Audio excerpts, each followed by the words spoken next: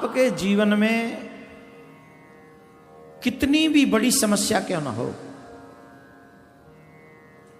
आप कोई विशेष वस्तु अपने जीवन में प्राप्त करना चाहते हैं, कोई विशेष, कई बार होता है ना, हमें ये चाहिए, हमें ये चाहिए, लेकिन वो असंभव दिख रही हो, तो मात्र 5 सोमवार व्रत कीजिए आप, जिसे हम लोग पशुपत व्रत कहते हैं। यह भगवान भोलेनाथ का विशेष व्रत है, पशुपति व्रत। और इस व्रत में मात्र 5 सोमवार व्रत करने होते हैं, और 5 सोमवार व्रत करके मनुष्य कठिन से कठिन समस्याओं से निकल सकता है, या विशेष टू विशेष जो वस्तु वो पाना चाहे वो प्राप्त कर सकता है। अगर कुछ न पाना चाहे, कुछ भी उसे नहीं चाहिए, और अगर ये व्रत करे तो वो अपने आराध्य की दृढ़ भक्ति भी प्राप्त कर सकता है, अपने इष्ट की भक्ति, दृढ़ भक्ति प्राप्त कर सकता है। लेकिन इस व्रत को करना कैसे चाहिए, वो विधान सही होना चाहिए आपका। इस बार इस श्रावण में 4 सोमवार आ रहे हैं, 5 नहीं है।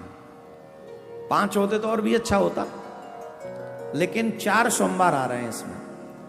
तो हम और आप नेक्स्ट सोमवार से जिनको भी पशुपति व्रत रखना हो, इस सोमवार से वो व्रत कर सकते हैं, और एक व्रत श्रावण के बाद सोमवार का होगा, उसे आप कर सकते हैं। पशुपति व्रत करने के लिए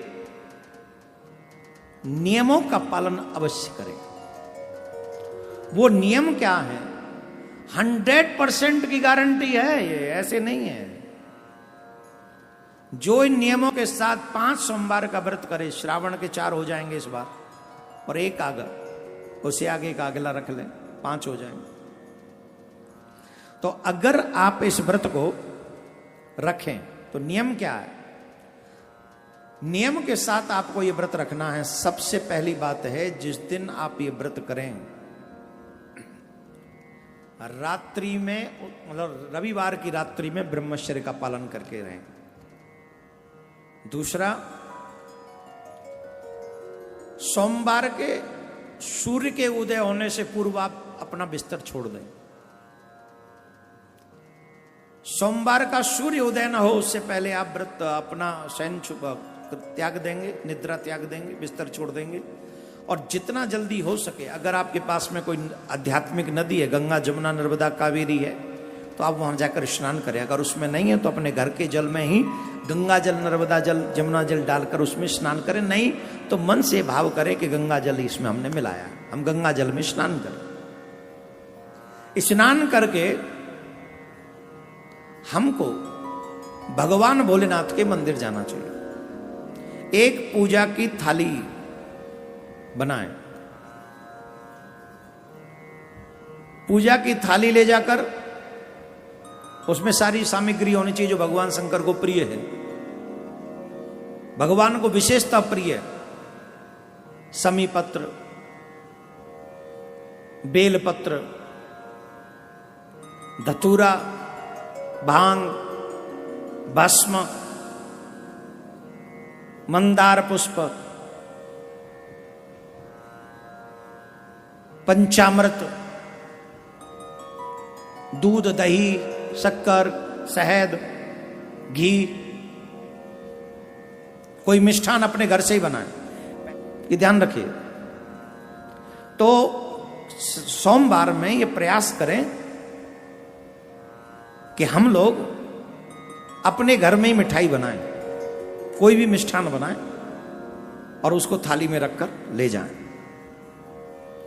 और ये सारी वस्तुएं ले जाकर भगवान के मंदिर में पहुंचे, शिव जी के में,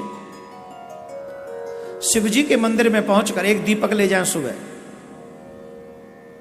दीपक जलाएं, पूजा करें। मिट्टी का दीपक हो या फिर मिट्टी का दीपक न मिले तो आटे के दीपक बना के भी ले जा सकते हैं। सुबह वाले दीपक में 4 बाती जलाएं। उसके बाद उस भोग के बाबा भोलेनाथ को भोग लगा दें, पूजा करें, अभिषेक करें, बेलपत्र चढ़ाएं, धतूरा चढ़ाएं, भांग चढ़ाएं, मंदार चढ़ाएं, सब चढ़ाएं। जो आपको मैंने बताई लिस्ट वो सब ले जाएं, वो सब बाबा को एक एक करके चढ़ाएं। कोशिश करें 108 बेलपत्र ले जाएं, जिस पे या तो नमः शिवाय लिखा हो या राम नाम लिखा हो। सोमवार को ऐसा मान्यता है कि बेलपत्र नहीं तोड़ना चाहिए, तो इसके लिए रविवार को ही शाम को तोड़ लें, सुबह उसका प्रक्षालन करके वो चढ़ाए जा सकते हैं। शाम को फिर पूजन करें प्रदोष के समय, और इस बार सारी सामग्री ले जाने के साथ साथ 6 दीपक लेके जाएंगे। कितने? 5 दीपक शिवजी के मंदिर में चढ़ेंगे और 1 दीपक वापस थाली में आएगा।